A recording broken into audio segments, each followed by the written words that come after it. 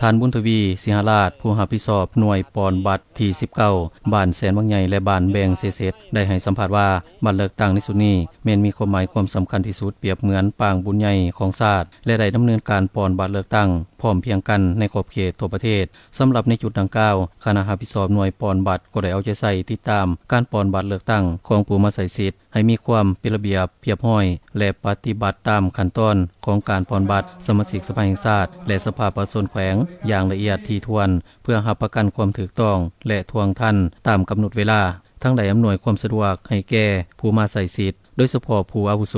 เป็นบริมสิทธิ์และตามด้วยพ่อแม่ประชาชนบรรดาเผ่า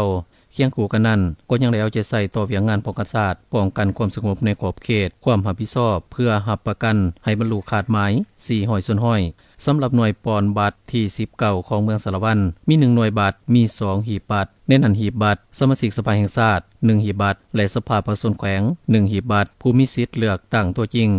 930คนยิ่ง430คนมีความภาคภูมิใจที่ว่าได้ทำหน้าที่ในการปอนบัตรเลือกตั้งเนาะเห็นว่าอยู่ในหน่วยของข้าพเจ้านี้เนาะถือว่าประชาชนแม่ประชาชนได้ความคิดความใจตัดสินใจอย่างคดพื้นแล้วเนาะได้มาใส่ชิดใส่เสียงเฉพาะในมื้อนี้เนาะคาดว่าในการดำเนินมื้อนี้อยู่ในหน่วยที่19นี้คิดว่าจะให้สำเร็จอยู่ใน 11:30 น.เนาะเพราะว่าพ่อแม่ประชาชนเฮามีความเข้าใจเด้อเนาะได้ตัดสินใจถือว่าป้าหน้าที่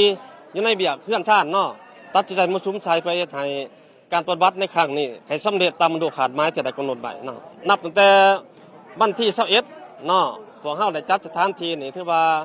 ทั้ง2กำลังนี่แม่นได้ตัดสินใจเฮ็ดหน้าที่เนาะอย่างเต็มเต็มหน่วยเนาะได้ก็มาในคืนนี้เนาะถือว่าได้นำพาหน่วยเฮานี่ออกลาดตระเวนเนาะตาม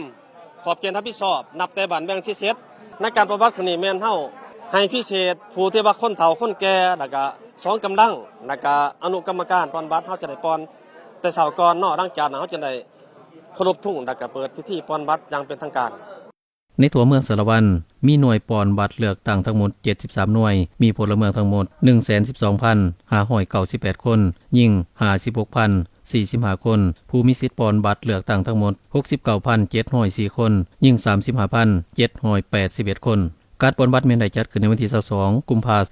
2016นี้ผู้มีสิทธิ์ปอนบัตรเลือกตั้งจาก2บ้านคือบ้านแสนวังใหญ่และบ้านแบงเสร็จเมืองสารวันจำนวน930คนยิ่ง